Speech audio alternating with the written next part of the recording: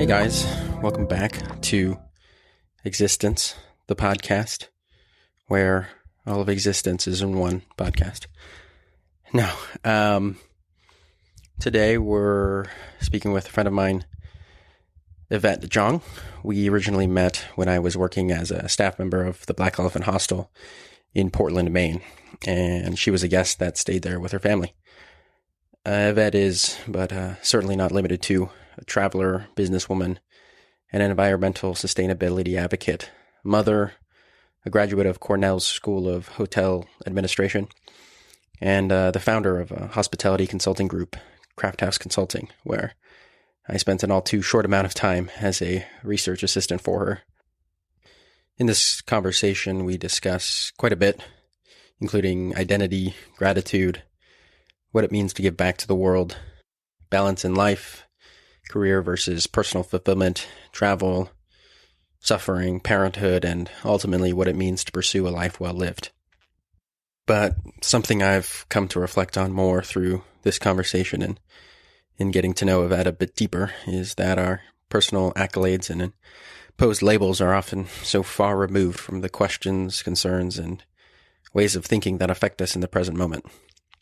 Because our present moment is really just an idea of ourself that is continually evolving and shaping who we are, where we look to go, and what we wish we can change. There's a seemingly infinite amount of ways to describe ourselves, but when we pay attention to who we are right now in this moment in time, we can begin to find the beauty and gratitude by meeting ourselves right here. This unconditional accepting of ourselves for all of our flaws and shortcomings, yet still remaining proud of the immense amount of work we've put in shaping our lives in a way we can be proud of. I think without allowing that space for self-care and acceptance into our minds, we can often forget how far we've come. And this conversation has really brought me to reflect even further on the question I ask myself at times, which is, what is life worth doing if we fail to appreciate all that we have done? And all the ways in which we have progressed and improved and developed, even in the midst of our inevitable imperfections and limitations. I believe we all maintain the capacity to appreciate this moment as an evolving being in the universe, regardless of what we might continually tell ourselves every day. I think it is in this acknowledgement and sympathy we can give our own mind, where we can start to reflect on the self-care that we all too often have the tendency to overlook. There's something in this idea of meeting ourselves, regardless of where we believe us to stand, that I find so much appreciation for life and what it actually has to offer. And really where I found myself driven to take this conversation. And I don't have all the answers. Nobody does. That's the point of talking to others, constantly challenging myself and what I may or may not believe, or what I should or shouldn't believe, so we can stand a chance of figuring it out together. Hope you enjoy the conversation. It's truly been one of my favorites to record as I continue to find my footing here for this podcast.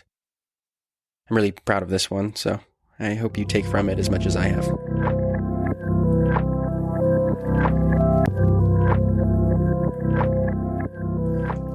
Well, thanks, Yvette, for joining me. Glad to have you on. This is the 7th episode here. And this is really just a conversation about, I don't know, it's just about life, It's just kind of getting to know people more, in the sense that, there's so much that we can glean from every person. And I think there's so much that every person can teach us, whether or not we think it or not. So I'm excited for you to be on the show and for me to get to know you a little bit more. I'm excited to be here too, Evan. What is it to you that you feel is a life well lived? And what is it to you that you feel is this kind of the pursuit we all try to find ourselves on, of getting to this point of living some sort of life that gives us meaning and purpose? What is that to you? I definitely think it's a life of service. Mm-hmm. So it's not just internalized. It's interpersonal. It's having a positive impact on the world rather than just taking and giving nothing back. And I feel like that's important. Well, how do you feel the best way to give back is?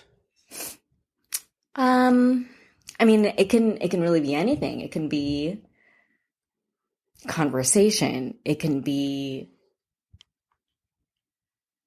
I feel like everybody has different things to offer. Some people have money, some people have time, some people have skills, some people just want to share. And even if you don't have something to give, at least having the intention or the want to be part of a society where we're seeking a better future is important to me. You know, like I said, it could be anything really, even if it's recycling. Like, I just feel like everything we do, we should be thinking about whether or not we're leaving the place better for the next generation. I think there's always this sort of conversation of like, oh, we gotta leave more, we gotta do more for. Yeah, I mean, I think it's an admirable thing to do, of course, like to kind of see the upcoming generation or whoever is, going to be the next kind of segment of humanity that's going to further our world. But in what sense is that for you personally, of like your own journey moving through life? Like, how have you always had this innate sense that it was always for other people, or is that the way you oriented your career, or is it more of an amalgamation of things for you personally? I think one of the things that influenced me was my father's advocacy when I was growing up in the community here, and specifically, mm-hmm. and it was, it was biased, and in some ways it was for his self-gain. But he was the president of the Chinese Business Association here in New York, mm-hmm. in Flushing, which is in Queens. And he did a lot to give back to a community that was really trying to find a place for itself. And so he would organize events and festivals, and he brought the dragon boat race here, and they cleaned up the city, and they repainted the subway systems. And I felt how admirable that was. I felt like he was giving back. And that's the only part of it that I saw. I wasn't really seeing what he could personally gain from it. And I don't know what his intentions were at that time, but I feel like that left a mark on me. And I'm very fortunate to have grown up in a space where I had means and I wasn't struggling. I was never struggling. So for me, it was never important for me to hold on to what I have. Mm-hmm. I had this conversation with a friend today where I was like, we had to identify our identity markers, our gender, our religion, our racial identity marker, our ethnicity. And then you identify yourself with all of these different markers. You start peeling away the ones that are less important to you, and you try to figure out what's important to you in the end. And for me, I realized that one of the identity markers for me that mattered most was my physical ability. I'm able-bodied. And so long as I could physically do something, I don't need anything else. I can always give. I could always help somebody. I could always, I can always do more. I don't really know where this is going, actually. My head is like, be going anywhere. A big old mess right now.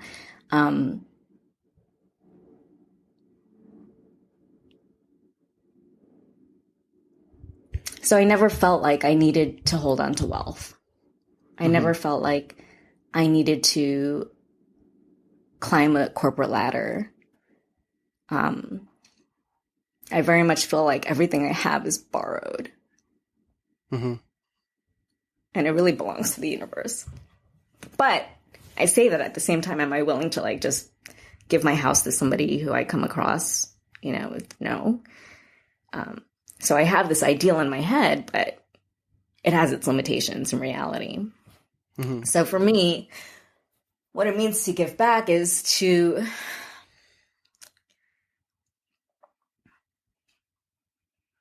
it's a little bit self-serving,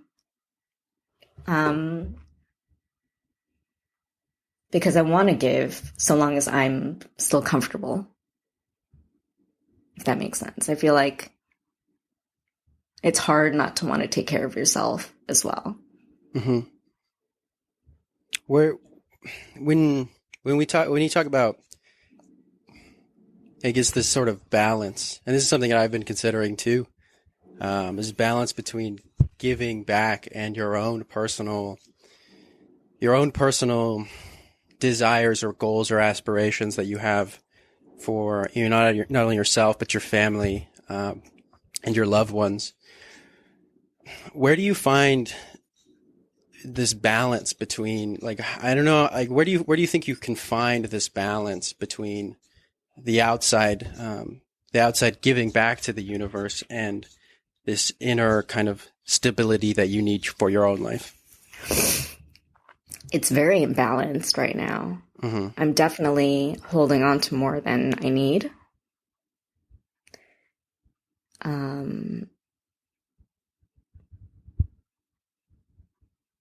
And I think it's also because there is fear that I will need it one day, or I don't want to rely on other people, or I want to be able to help somebody out if they do need help. Mm-hmm. And so could what we have now help others in the now? Absolutely. But I'm not going to say that because I'm not the only one with this issue. It's okay. But it is very imbalanced. I think I'm more talk than anything else. Mm-hmm. Do you think? I think I do my part. But I'm certainly not doing as much as I can. Yeah, of course. And I there's nothing. I think there's nothing that's not admirable about that. Everyone has to try to do their best, and I think, where I get caught up is trying to do my best, and I'm sure you feel the same way, is just trying to do your best, and that's, I think, realizing that is all you can do. There isn't this ideal version of yourself that is going to reach all the goals and please everybody that you would like to be pleased. As much as we may want to, as much as that might be, a goal that we want to pursue, I think that's something that takes, I think that in and of itself is doing everything that we could ever want for somebody else, is doing our best for other people, while at the same time, understanding that taking care of your own self and your own needs has a major impact on how you affect other people, and how whenever you decide to really prioritize yourself in a way that allows you to be more healthy, more balanced, more calm within yourself, it translates as we navigate the rest of the world and try to do the things that we would like to do. And it's not, I think there is this, we kind of, I think the mark of somebody that really cares is like trying to downplay your own care for yourself, even though it might not be the best thing for you. And is there any sense in you that it might not be, how much do you concern yourself with your own like inner self versus how much you think you can really do, like putting out, there's this, I don't know. And there's this kind of like thing I'm trying to get at, which is we care a lot. I mean, we care, I think a lot of people care a lot about a lot of other people. And that's the mark of like beauty in the world, is just caring for other people. Where do you find this inner drive to help other people? Is that something that is more innate inside of you, or is that something that is like more born of yourself suffering and you seeing what you suffer and not wanting other people to deal with the same sort of thing? So whether we're talking about a situation of suffering or not, I think I'm always one to really think about others and look out for others first. Mm-hmm. And almost to the detriment of my family, as an example, I'll kind of sideline them, or sideline myself for sure, mm-hmm. In order to make sure that other people are taken care of. And it doesn't have to, I feel like in a situation where there's suffering on the other end, that's admirable, but I'll do it in a social setting. I'll just make sure other people are taken care of. I'm kind of the consummate host. Mm-hmm. And I think it brings me a sense of purpose and a sense of, sense of purpose. I'm a nurturer. Mm-hmm. It's almost, self-sacrificial in that sense. And I'm really trying very hard to start taking care of me, mm-hmm. and, being able to say no, or, I need me time and I need to take care of myself, because at the end of the day, like, I have me, to take care of. And like you said, if I can take care of myself, I can be better in the universe, whether mm-hmm. it's to my family or to other people. Where do you think suffering comes from? Other people's suffering or my suffering? When I say suffering, it could be anybody who needs something.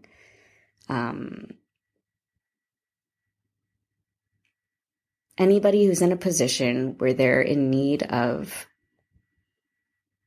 something that's just not being provided to them in that moment. Mm-hmm. If I'm in a position, and like I said, I'm not always going to throw myself out there to help, but if I'm in a position where I've tasked myself to be present in that moment, to help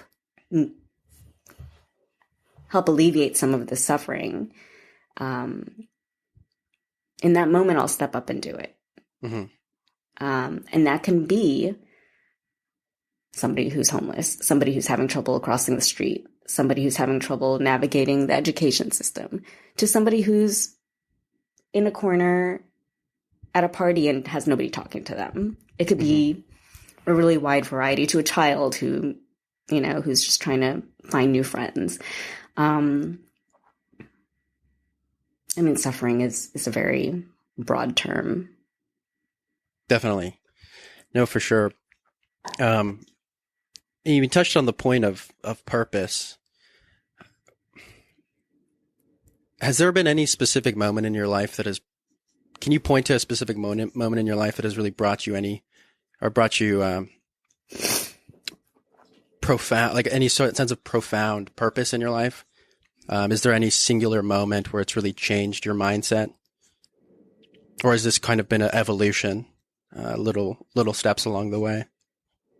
It's definitely been an evolution, and I don't know how or why. If I point to different causes, I can try to trace them back. But I don't, sustainability, environmental sustainability has been something that's been part of me even as a child. And I don't know if it's because somewhere in me, I feel like there aren't enough resources in the world, or we have to hold on to what we have. I don't know if that's like somehow immigrant mentality passed on through my childhood, where it's, hold on to things because you don't know when you're going to lose them. Mm-hmm. Social injustice is really something that definitely has has become very prevalent in the last 2 years. And I think it has for a lot of people. Inequity, racial justice. I think that's definitely something that, sadly, even though it's been around as an issue for centuries, has come to a head because of George Floyd. And so really, really trying to dismantle our own roles in racism, our own cultural identity. That's something that's definitely come up in the last 2-3 years. COVID, that's definitely something that came up. Being a parent, there's so many things that have happened in my life that have made me think and rethink what my sense of purpose is, or how I can give back, or the causes that I choose to work on at any one specific time. I would say, the things that are top of mind will change depending on where you are in your life cycle, and the circumstances you're in. How often do you reflect on what purpose you're supposed to be orienting your life to in that particular chapter in your life? Oh my gosh. I want to say more than I should be. And I think I would really love to just live life and not have to think about this. But I mean, is it daily? I think it's daily. Yeah. I mean, these Sometimes I look at people who are just like, oh, you think too much. And I almost admire it. But then I'm like, I need a sense of purpose. I need to be doing something. If not educating myself, if I'm not doing something to advocate, then I should be at least educating myself so I know what's going on in the world. But I think about it daily. Definitely. How much do you think that people should be orienting their life towards their purpose? And in what sense is that? Should that purpose be related to a career to have? I mean, I say this because I know. I mean, you're a businesswoman yourself. You've started Craft House Consulting, and you have a successful brand business, and and you're in the hospitality industry, and you've grown it to a point that you can be proud of, and how much of your going into that area was driven by your own sense of purpose. I mean, you've touched on, environmental or racial problems of the world, but I guess speaking broadly, how much should we be orienting our career towards that sort of our purpose? I mean, I don't think everybody has the luxury to do that. And I feel like I want to say you shouldn't lose your soul doing something you don't enjoy, but we don't all have the luxury to make that decision. And so I'm very fortunate to be able to stand for what I stand for and pick and choose the clients I have and hope that they're aligned with me. But at the same time, I don't put this up there as, the number one reason why they should choose me, because it might isolate some of my clients. It might mean that I get less work. It might mean I get more work, but I just don't know yet. So if I work and at least do what I can professionally and then personally give back in ways that I want to,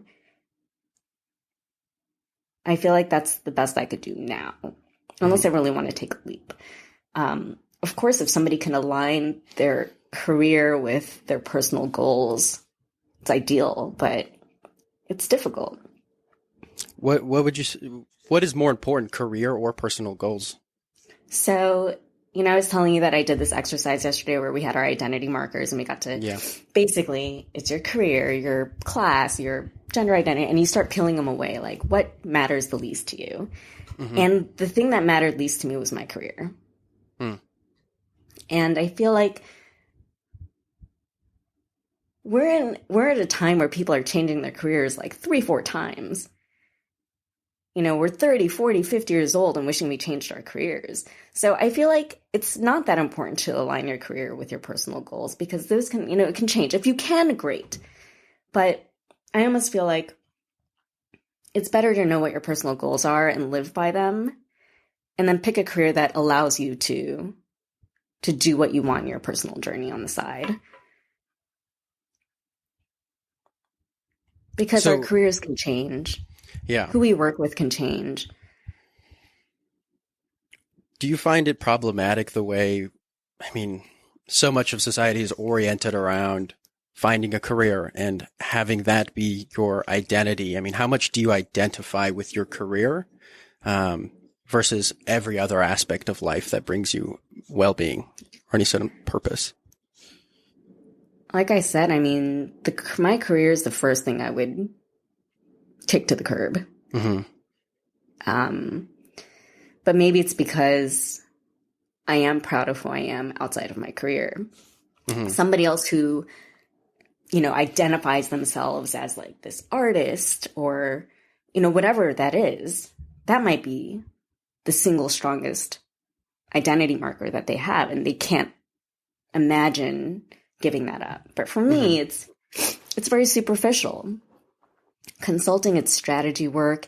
It's not very personal. It's not very personalized. It's not emotional. It's more strategic. So I think for me, it's, I can do a million other things and be happy, if not happier. And I think about that every day.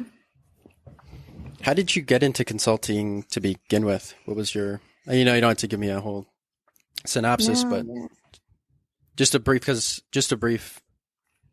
I think I always wanted to have flexibility, and I really like telling people what I think they should do. And I think that's a problem. Mm-hmm. I'm always like, you know what you should do? You should do this. You know what you should do? You should do this ad nauseum. And so it was kind of the perfect job for me, but I'm not just willy-nilly telling them what to do. There's strategy and there's thought behind it, if not a science behind it. Definitely. But I knew that I wanted to have the flexibility to work where I want to work with the people I want to work. Some people really enjoy working with colleagues in an office, having stability. And again, stability and financial stability, I said, was another thing that I would also give up. I'll give up my career. I'll give up my financial stability. So it's something that works for me. It doesn't work for everybody. Definitely. When you think about, you have a daughter that obviously plays a huge role in your life. When she grows up, what is something that you would like to impart on her? Or I guess if you could pick one thing that you've learned throughout your life that you could impart on her, what would it be? I'm always asking her to reflect on the things we have, not because we should boast about it or be proud of it, but because I want her to be grateful for the things we have. I always tell her, and I had a conversation with a friend about this today, I always tell her that everything we have is borrowed in life. And if it's gone tomorrow, we'll be okay. So I just want her to be very mindful of that.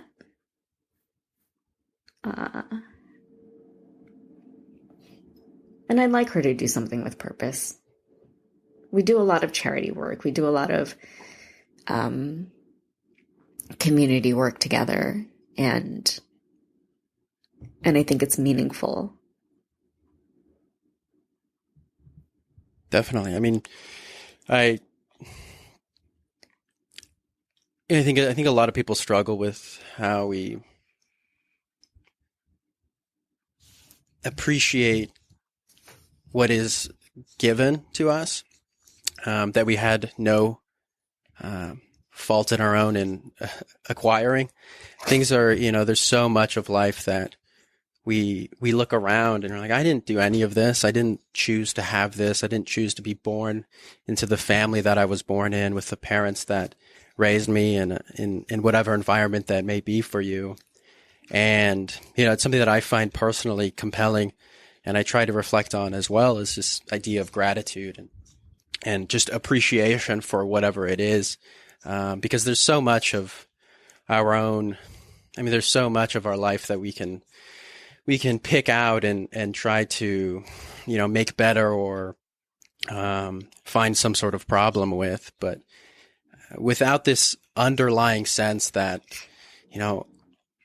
regardless of what I may or may not want or want to pursue or find problematic in my life, there is so much to be grateful for, and it's relative for everybody. It's not the same. What I'm grateful for is not the same that you're grateful for. Not the same thing that you're grateful for, and what you're grateful for is not the same thing that your neighbor is grateful for. And we're all born into different situations. We all have found ourselves in this space of life that, there's so much that we didn't do to acquire and that we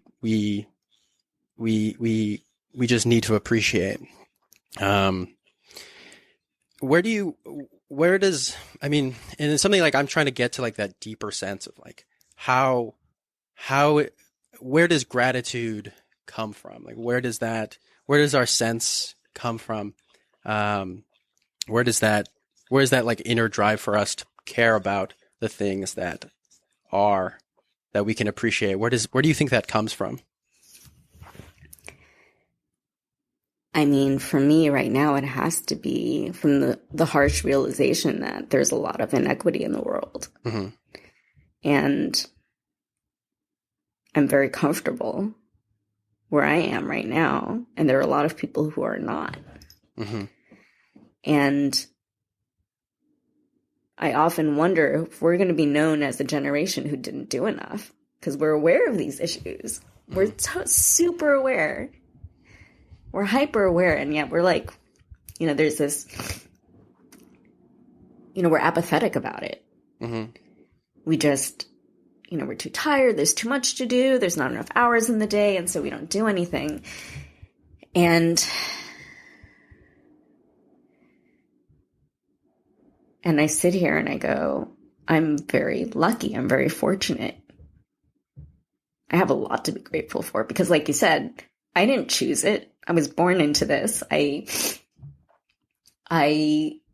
certainly didn't work to be able to pay for my tutoring as a kid. Mm-hmm. I didn't, do anything to be able to go to the school I went to be able to get the Ivy League education I had, to come out without any debt. I have a lot to be grateful for. Mm-hmm.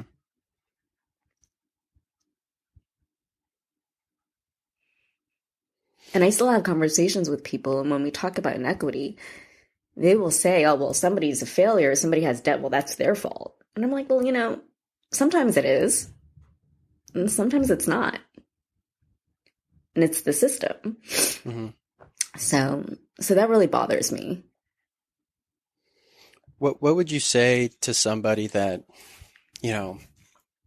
has so much to be grateful for, yet at the same time is dealing with a lot of turmoil in their life, something that is very salient in their life that has been affecting them significantly? I mean, everybody's at a different place in their journey, and we all have to take care of ourselves. And just because we have a lot to be grateful for doesn't minimize any kind of personal suffering we're going through. Mm-hmm. Unless it's very superficial. That could be relative to every individual too. Absolutely. So if, somebody's going through something, they've got to go through it. And I think everybody needs time and patience to figure that out at their own pace. And it's okay. Do you find yourself to be in a rush to kind of get to a certain area or a certain stage in your life? Or are you someone who more lives in the moment or lives more presently? Or is it sort of a flux between the two or the past? Or? The thing is, I don't know where I am in my life. Mm-hmm. I'm 42. I'm young, relatively, but I plan as if, like, life can end tomorrow, and it can. And so maybe I am in a rush. I'm in a rush to live to my fullest every moment because I don't know when life is going to end.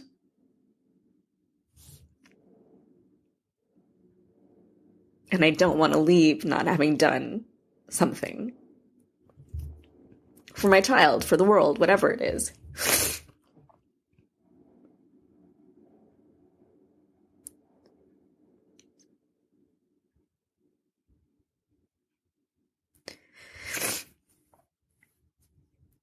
How often do you reflect on death?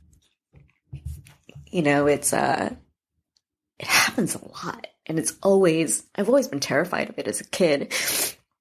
And I didn't want to say this when you told me about your bike accident, but one of my biggest fears is that I'll be crossing a road and I'll trip and my head will get run over by a truck.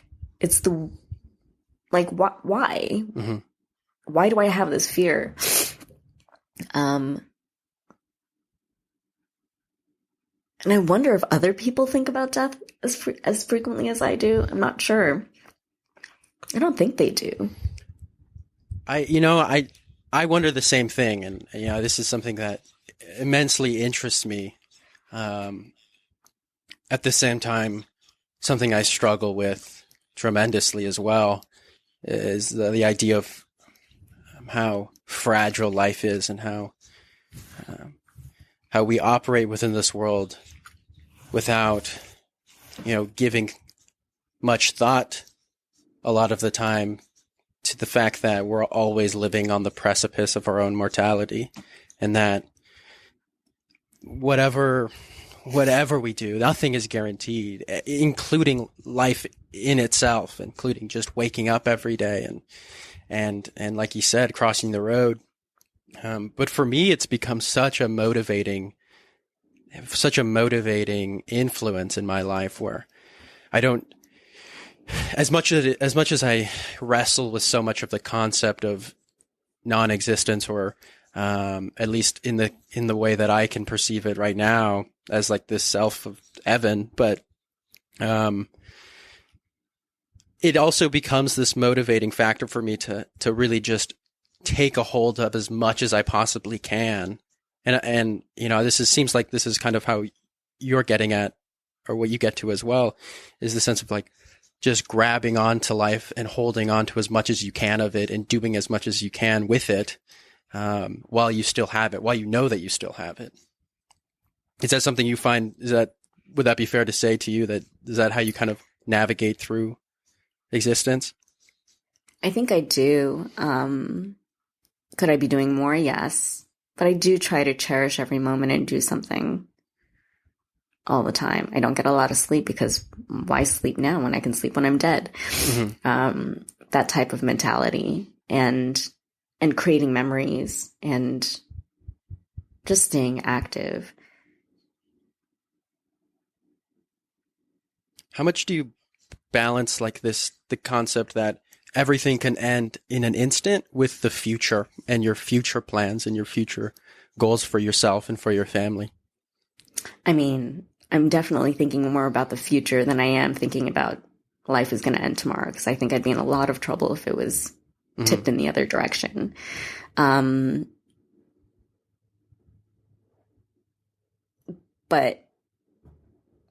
I mean, I don't often think about, at the same time, I don't often think about what life is going to be like in my 50s or 60s or 70s, because I just can't imagine it right now. Mm-hmm.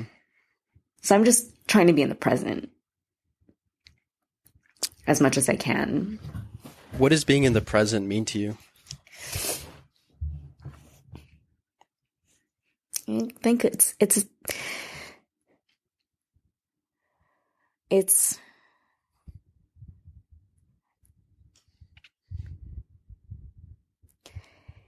being present. God, I don't know. I say it and I'm not entirely sure. I would love to say that it means making the most of time now, because time is valuable and it's precious. And then I see myself, doing things I don't enjoy. And I'm like, that's certainly not precious. And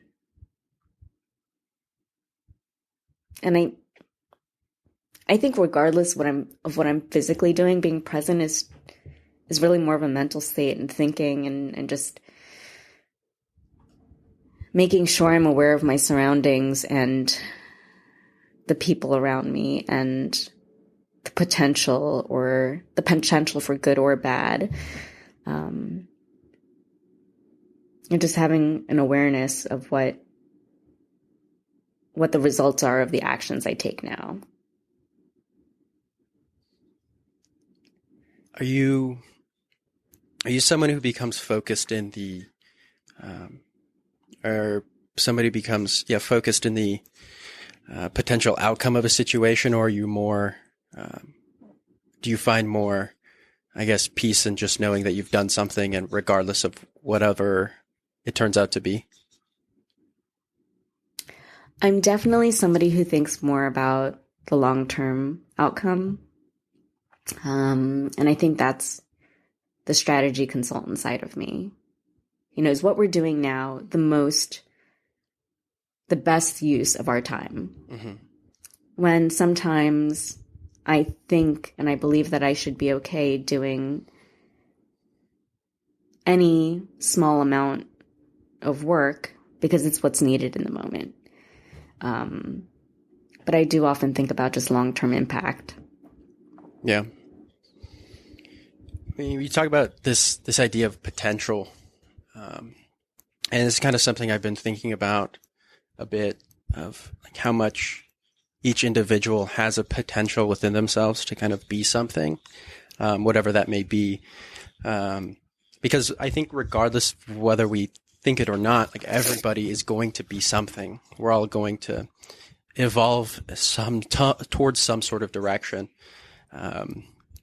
And whether that direction is long-lived or not, there's going to be this sort of end state for us all. What would you say your biggest potential would be, or how big the potential is? I guess, like, how much do you think you can grow your own potential, and how much potential is there in other people?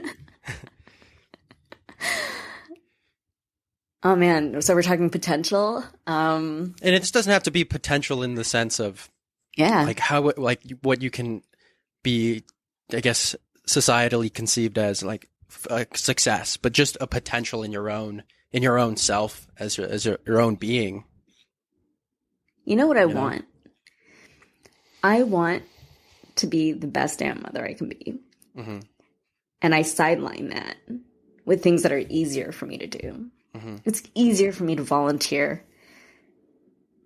at a center. It's easier for me to advocate for something else. It's actually really fucking hard to be a mom.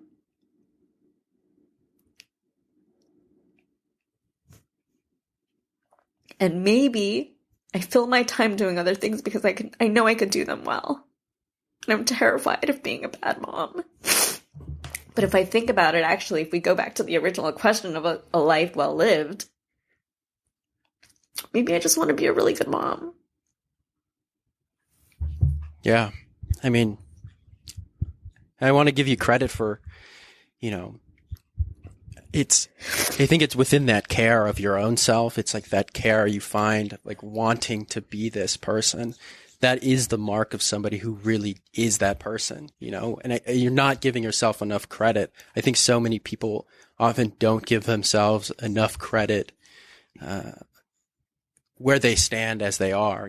There's so much you can do. There's so much you think you can do to improve or to give more to a certain person, to your children, to your family, to the rest of your world. But, you have to realize that it's impossible to do that. It's impossible to do everything you want. It's impossible to give everything because it's just, there are limitations, there are limitations to who we are as beings, as these creatures that just are limited. cognitively and physically. And it's within that limitation where we really struggle. I find that we don't, we see ourselves in this imagined state of like giving so much more than we do, but not actually appreciating what we actually give in the first place. And, what are we all working for if it's just to not, what are we all working for if we're never going to appreciate what we actually do, if it's always that next thing, it's always the more we can give or the more we can offer,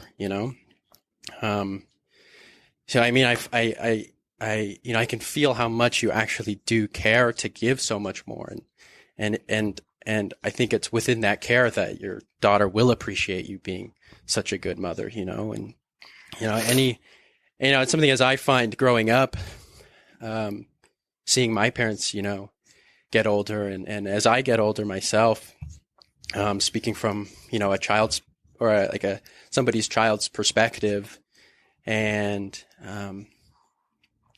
just realizing how much, whether, they see it or not, whether my parents see it or not, that there is so much that they've given me that I will never be able to repay them for. And, I try as I get older to be more and more grateful for that and to show my appreciation for that and to tell them, how much it does. I do see how much they have sacrificed for me and how much they have given me. But when you're young, you don't, when I was younger, I would definitely say it's just not something that I thought about much. They were just my parents and this is the life I was living. And of course, as a immature, teenager or whatever, I just didn't think about it. It was not something on my mind. But, I think as we grow as people, you start to come into this more and more of appreciating what your parents did, regardless of how much. And that's really not a question, it's like, it's not something that, and everyone's in a different, family situation. But I think anybody that does have, a parent that tries, it's something that we can all appreciate and see. Just giving yourself that appreciation is something that's really important. Because, it's impossible to give everything. I often think about how unappreciative I am of my folks.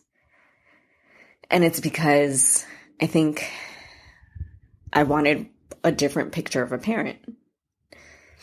My parents came here when they were 30 years old. They had 4 daughters. They worked their asses off as doctors. And we didn't really see much of them. And they certainly weren't.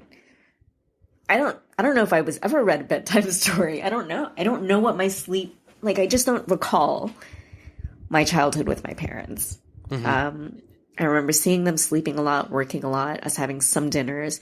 And then I remember working in the doctor's office with them. And I think there was just a lot of resentment there. And I'm 42 and I still carry it on. I'm still resentful. And I feel like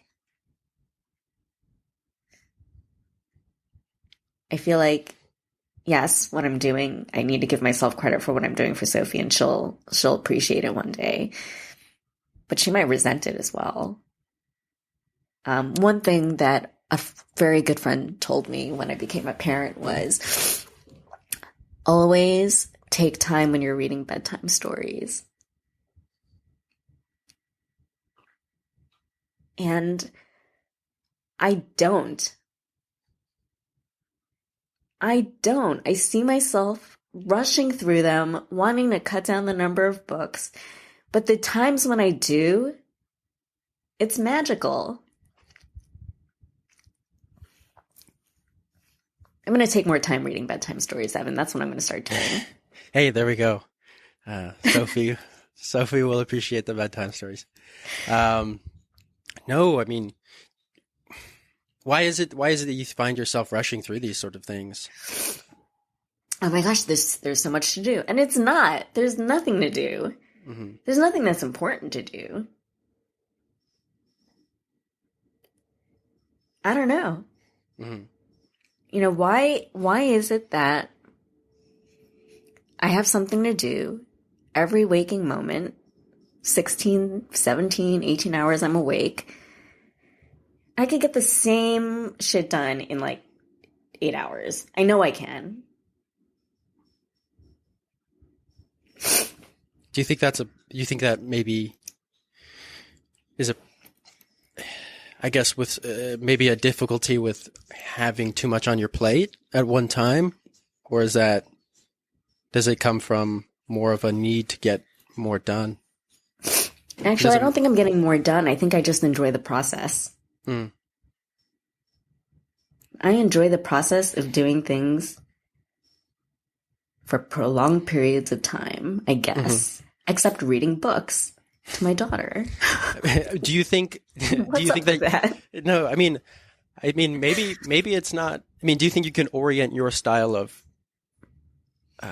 accomplishment towards something that maybe not be reading, but something else that would benefit?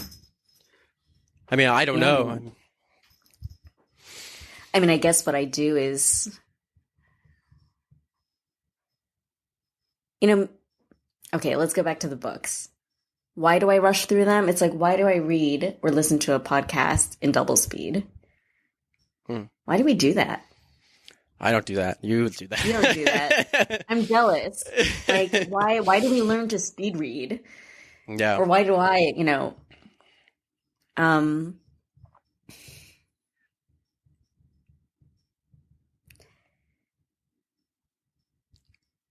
I'm certainly not rushing through everything with her. Mm-hmm. Definitely, I'm sure. I'm certainly programmed differently from her dad. He's like the playful parent I could never be.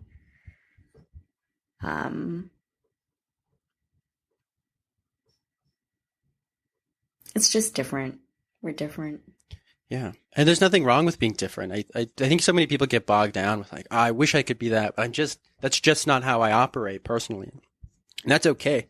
It's you don't have to be everything, and the perfect parent doesn't exist, I mean, I speak this saying this as somebody who doesn't have children, but as somebody who tries to appreciate my parents, like it doesn't exist. My parents aren't perfect. Nobody's are. And I think it's like I said, going back to, it's just important to give yourself appreciation for the things you do right. Maybe you do speed through books at bedtime, but that's only because your friend said that, or whoever said that a while ago, and it just stuck with you. Maybe that's just not it. And that's okay. It doesn't have to be. It doesn't have to be that. But there are ways in which, we can all orient our lives to kind of bring out the most benefit to others with the hardware that we're built with, and it's just giving yourself that kind of credit. Are you somebody with a spiritual practice at all, or somebody that kind of, are you religious at all in any form? I'm not religious. I'm more spiritual.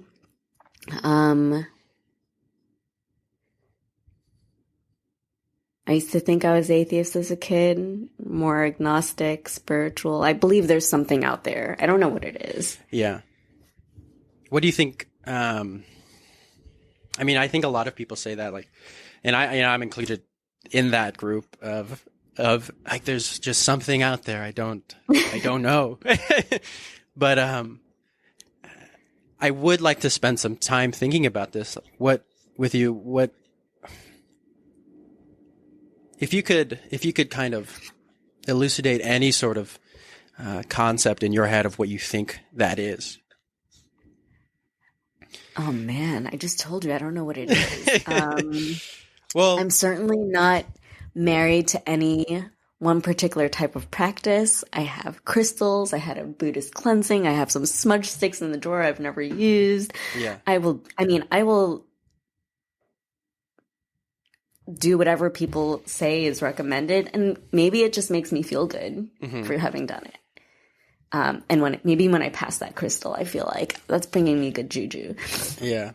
And that's good enough. Yeah. How much do you think that good juju is actually? I mean, something that I've kind of come to sort of learn is that whether or not that does anything, the giving that crystal, I like crystals too. I'm right there with you. I collect beads and crystals. I mean, I don't think they actually do anything, but I think just the fact that they exist and that they bring me some sort of good energy because I like them and I think they look cool. I think that in and of itself is that good energy that you put out. And I like I said, Totally. it's that it sort of builds that mindset of like, oh yeah, just put out some good, and I think that's really where all like so much of us find so much meaning in that. And it's just it's just this sense that, yeah, maybe this doesn't do anything, but maybe it does. And maybe it's just good energy to just say it does. And that's cool. And that's awesome. I think it's really cool. So yeah, I'm right there with you. I think there's so much of this world that is so insane. And I find myself just in awe of the ineffability of it all, that I become so interested in what everything, what life has to offer in general, this sense that I am, spiritual. I don't know what is out there, but I know, if anything, that something exists. It's like Descartes, like I think therefore I am, like that is something. Like we exist in some sort. We don't know what it is, where it goes. It's like, it's famous because it's really hitting on something true, that there is something here, whatever it may be, is something, and we're experiencing it, whether it's through a simulation or through something else. Who knows? It's all here to be experienced in some sort of way. And so, finding this sense of what it means to live a life well lived, like we were talking about in the beginning, is like that becomes so important. It becomes so important to me to just continually pursue that as much as I can, because who knows what might be out there. Are you? I guess. Do you have any sort of like meditation practice or mindfulness practice at all? Is that something you do? No, I don't. I've certainly tried. Mm-hmm. I think at the moment it goes as far as just taking deep breaths. I have a lot of trouble clearing my head or sitting still, I guess. Mm-hmm. I can certainly sit in silence, but I cannot silence the things in my head. Mm-hmm. I'd love to. I've often thought about going to one of those, 10-day retreats, silent retreats. Yeah, in the middle of Nepal. That's where I'm gonna head. It's Nepal, in the middle of the mountains. You have to go to Nepal, but you have to be ready to eat dal bhat, just rice, lentils and rice for 10 whole days. Nepal's fantastic. It's really, really magical. Oh yeah, I really want to go. So if you have any recommendations, let me know. Yeah. How, I guess that kind of brings me to another topic, is how has travel influenced your mindset, your way of living? You're somebody, would you be able to like briefly kind of recapitulate your travel experience? So, I grew up traveling a bit with family, mostly to Asia and around the States and things like that. But then when I hit my 20s, or once I hit college, I started traveling on my own. And so the first trip was Europe and then Asia, and it was always to just get out and see as much as I could. And after I came back to New York and worked for a bit, I decided to take a trip around the world. So by the time I was maybe 30, I'd been to 30 countries and used Asia as a base. Hong Kong. I was living in Hong Kong. And when you live in a place like Hong Kong, the ability to travel to 20 countries it's like going from here to Maine. And it's really easy and it's accessible. And I backpacked a lot. Even when I was working in the hotel industry, people always asked me, what's my favorite hotel? And it would always be like a backpacker or a hostel, because you meet people. And that's where I've met some of my best friends, just on these trips where you go in with very few expectations and you come out with a wealth of knowledge and experience. I'd love to go to countries and just pay a guy $20 to take me around on his motorcycle and give me a tour of, his favorite things of a town. Yeah. I'd hitchhike. I would hop in the back of trucks, do all sorts of crazy things. I would be terrified of, for my daughter to do. Although she has to experience it, she has to do it too. And I really always felt like travel was an amazing experience everybody should do. And now I'm having like other thoughts about it from the standpoint of cultural appropriation. And again, this idea of inequity. It became more and more troubling when I would travel to these places and there were the haves and the have-nots. And tourism was definitely helping the haves. I remember going to Cambodia and a nonprofit saying, oh, it's so fantastic because, not a nonprofit, but the tourism industry saying it's so fantastic because people who work in hotels get paid so much more than doctors. And I'm like, well, that's a problem. And I think that was probably 10 years ago when I really started questioning tourism. Mm-hmm. In the traditional and sense. The negative impacts. Definitely. I think to like hit upon a point that you did mention is like the idea that like you can learn so much from travel, including like really, like you said, like orienting your kind of life around the ways that you kind of really shifts your mindset on. For you, it was, how the tourist industry can have such a detrimental effect. I mean, we met at a hostel, so that was pretty cool. I think that there is so much value in it. But at the same time, I think we can get kind of caught up in the kind of superficial aspect of travel that gets bombarded to us so often by the media and like looking on Instagram and the kind of idea of just not really truly trying to experience what the culture has to offer, but rather what kind of they want you to see. Mm-hmm. And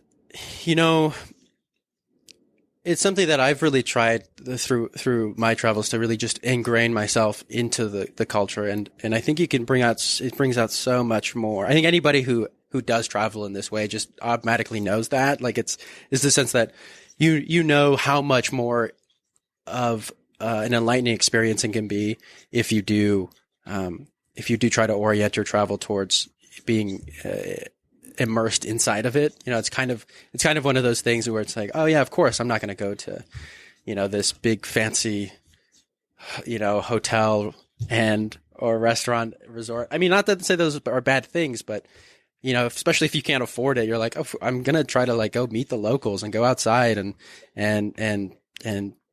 see the sights that you wouldn't normally see and go on hikes and just talk to people in hostels and go hang out with them. And it brings out so much of more of the experience. Do you have any favorite places you've been? So Nepal was top of my list for a very long time. And the only reason it's not anymore is because I don't know what it is now. Yeah. I don't know what it's like now. I think it's definitely more developed than when I first went 20 years ago, 22, 23 years ago, whatever it was. Mm-hmm. And I enjoyed the pace. I enjoyed the spirituality. I imagine that if you go now, it will be that for you because you didn't see it 20 years ago. Yeah. Right? So I'm sure it's still a magical place. And I've been 3 times. Well, I don't know if I'll go again. And I think it's okay. Like, I don't want to taint my memory of it in some ways. Bali is magical. But again, also changing really rapidly. So it's kind of sad. And again, tourism. It's tourism. it's ruining these places. Somebody asked me, speaking on a panel at a conference a few years ago, and they asked, "What's the future of tourism?" And I was like, "It's me sitting on a hammock with sand at my feet and VR goggles, and I will be in the place I want to be in, seeing it the way I want to see it." Mm-hmm. You know, put out some olfactory system, and I can smell the smells and give me the food. But I just feel like it's sad sometimes to travel to places and see the local culture be exploited. Mm-hmm. And I'm guilty of it too. And I would go to a market, bargain down to nothing for something that I really wanted and loved, and take it home. And, it's on my wall and it's beautiful. But what did I really give back to that community? Mm-hmm. I don't know. Is that something you're concerned about when you go travel, as somebody that does have experience, like going to these different places without having any cultural knowledge? When you go in there, what's your kind of mindset stepping into that environment, a new environment, without wanting to, I don't step on anyone's toes culturally?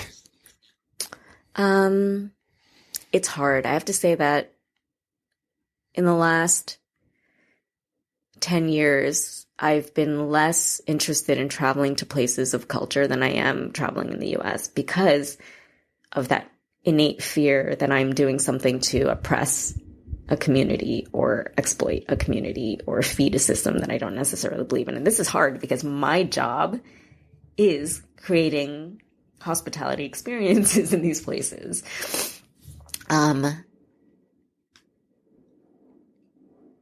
And in many ways, I'm grateful that I have moved my work away from these countries where I have that personal problem with. I'm working less in developing countries and more in developed countries where I feel like it's less of an issue. So it's kind of selfish. Do I still have a bucket list? Do I still have fear of, FOMO? Do I still look at images and think that would be amazing? Yes. But then I stop and say, it's all relative. I remember I quit my job when I was 26 and I decided to backpack around the world. And I was in a backpacker in a hostel. Where was I? In Cape Town. And there was this Maasai warrior there who, I don't know if he was, or if somebody had told me that he was exiled from his community in Kenya. Anyway, he would sit there watching TV. And I said to him, I was like, "Oh, I have a plan and a ticket to climb Kilimanjaro. And should I do Kilimanjaro or should I do Mount Kenya?" And he's like, "Who's to say you're going to enjoy either of them when you get up there?" And I was like, "You know what? You're right." So I can't cancel my trip altogether. And I was like, all right, I'm just going to do something else, because there's no guarantee you're going to enjoy something just because other people enjoy it. And I feel like I can imagine how wonderful it is to visit a place, but I don't think I need to visit it anymore. All the bucket list places I have, if I go, great, but I don't need to go to them anymore. Mm-hmm. Would you be comfortable just living where you are now and never seeing another place? You know what? I think I would. I don't see, there are so many people in the world now who are hungry for travel. I mean, COVID keeping them home for 3 years didn't help, but I think I've traveled so much that I want to enjoy my house. I want to enjoy home. I want to buy milk and not have it go bad.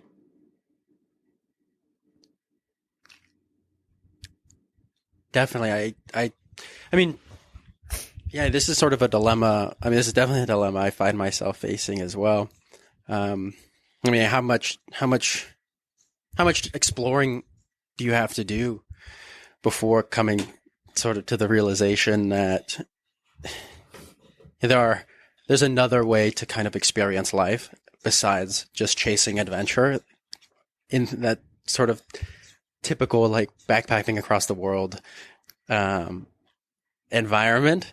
Because somebody like you and I, who just have or at least when you were younger, just had this thirst for travel, and it just was unstoppable. Like there was really, for me, speaking for myself personally, like there's really nothing that anybody should have said that was like, oh, I'm gonna stop now. Like, yeah, you have to come to that realization of like, of understanding that there are conveniences in life that you won't get access to, and experiences that you won't be able to experience if you don't stop and slow down and settle down in a place where you can kind of build a home and an environment around yourself that brings so much more prosperity to your life than just constantly moving around from place to place.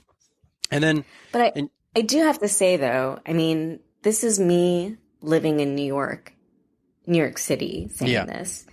If I lived in a place where I wasn't surrounded by people who are imports from other places anyway, I might be saying something very different. But I do have to say that being surrounded by people who've come from other parts of the States, or a lot of expats or migrants or immigrants, I think that definitely is one of the reasons I'm okay staying where I am, because I'm still surrounded by that sense of cultural diversity.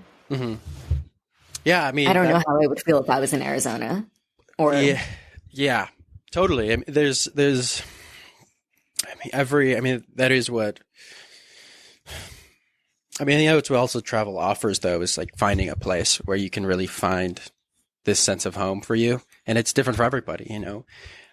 It's New York for you, but it's Maine for somebody else. It's Indonesia for another person. Like it's completely relative to each individual person. And I think without, something that like I do struggle with is like finding that place for me. Of course I do want to settle down in a place eventually. I want to find my home that I can really stick to and really fall in love with a city, that I know how it's possible to actually fall in love with a city. But it takes time to get there. It takes time to experience the experiences that you can have in order for you to really have a justified reasoning in rooting yourself somewhere. And without that, for me personally, without that without traveling and without experiencing more and more, I don't know if if I have that yet. But I'm also 25 and, I don't have children and I don't have a wife. Yeah. So there's a confluence of other factors that can affect somebody's life that just don't affect mine. And, it'll change down the road. I think that's the beauty of life, is just like seeing how it evolves and just trying to, just do your best within it, within that kind of the confines of wherever you find yourself in. But yeah, I mean, it is something that I hold so important, and I don't know if I'm going to stop anytime soon, but it is, I don't know, it's exciting though too at the same time. And I say that now. Yeah, exactly. Right? It could change. No, totally. And that brings up another. Nothing is permanent, right? Yes, Everything's. Yeah. Nothing is permanent. Nothing is this idea that we are all just like we're become crystallized in some sense, and the way we are now is going to be the career you pick now, the house you pick now, the environment you choose to live in now is going to be the same for you 10 years from now, 20 years from now, 50 years from now. I think that's such a myopic view of how we navigate the world, because we aren't those people. We are ever evolving, like everyone else in the world is evolving, and circumstances change. And we kind of goes back to the point that we have no idea what might happen today, and something dramatically life altering can come into our life. And if we don't have the sort of mindset of evolving with it, then we can become so dependent on like just holding back and like resisting that. And have you ever found yourself resisting in that sense? No, I like to think that I'm malleable and flexible and just open to anything and everything. You find you find your daughter to be the same sort of personality? No, I don't know if it's because she's 5. Sometimes she goes with the flow, and other times she gets really fixated on things. And I want to say it's because she's 5. It's funny because on one hand, I want her to be this strong woman who like says what she wants and gets what she wants. And then I'm just like, but not with me. Yeah. You know? No, what I say goes. You're with me. It's what I, yeah, exactly. So, you know, who knows what she's going to turn out to be like. Yeah. Do you know, I'm sure this is a concern that every parent has. How much, I mean, how concerned are you with, you know, her like adulthood, you know, like how much do you how much do you, I guess, anticipate her adulthood and like how you would want it to go?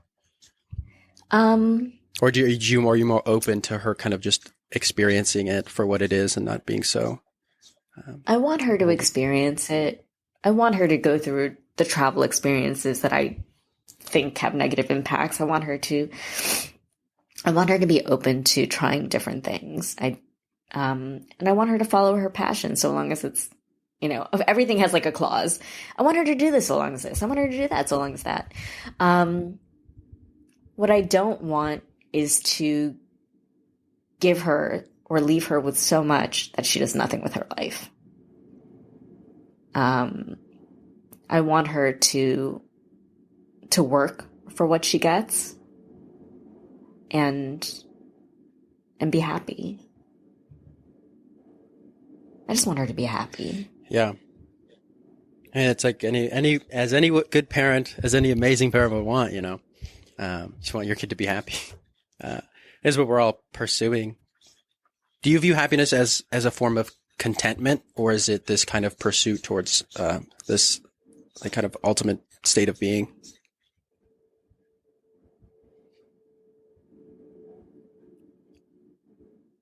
I want to feel good with the decisions I make. Mm-hmm.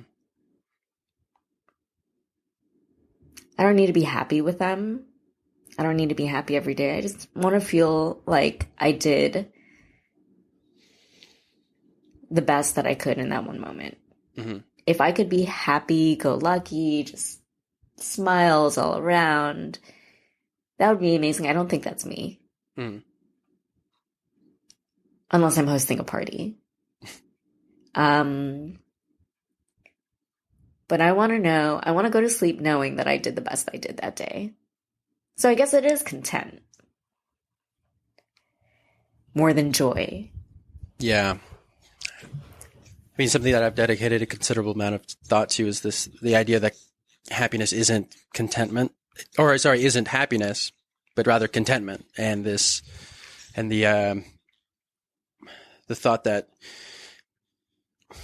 happiness, joy, it's so fleeting. We wake up and for whatever reason, it's a good day, or for whatever reason, it's a bad day. And we don't really know why, even though everything seems to be in the place it was yesterday.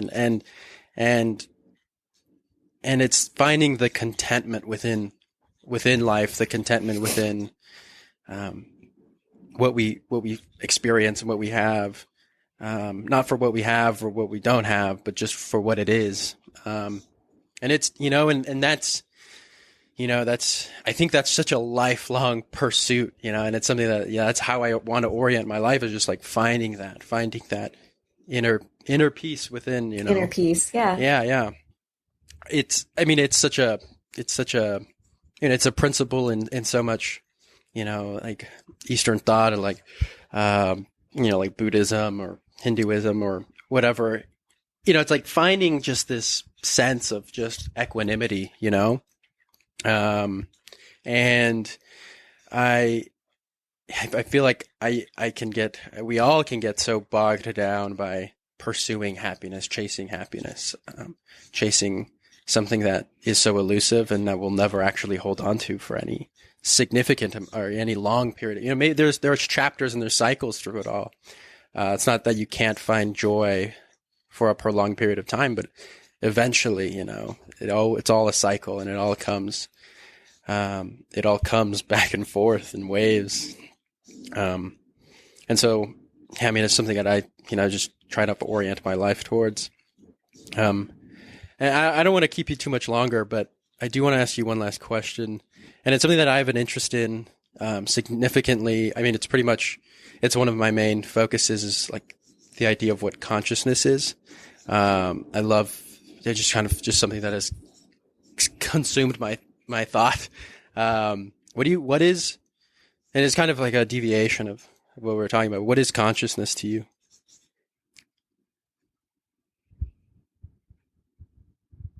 Oh man, I feel like that might have to be another conversation.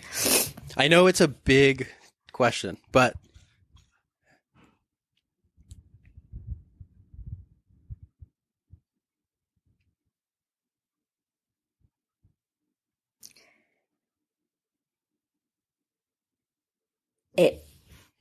I find this kind of hard to answer. Have you answered it? Nobody's answered it. That's why it's so interesting. I'm gonna tap out. I feel like I really need to think about that for a little bit. Yeah. Yeah, no, I completely understand. And I just want to, this is just a question that I find myself asking, just because it is so elusive. We don't actually know what it is. I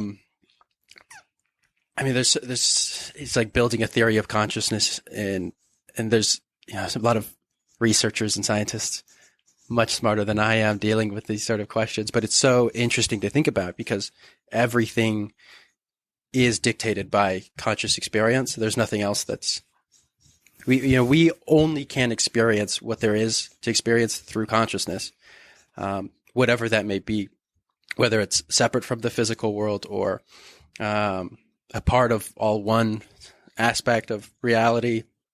And it's something that I also think about just in my own terms of like my own mindfulness practice. But yeah, no, I totally understand that you don't have an answer to this because it is very difficult to answer. But it's just something to think about. Yeah, absolutely. But I appreciate you being on. Thank you, Yvette, for joining me on this podcast. It's been enlightening, to say the least. I appreciate it. Thank you for taking the time as well. It's I feel like my one takeaway is that I need to slow down with the storytelling. And I feel like if I can do that, I actually will be more content. Hey, there you go. And you're a great mom. Don't forget that. Don't forget that.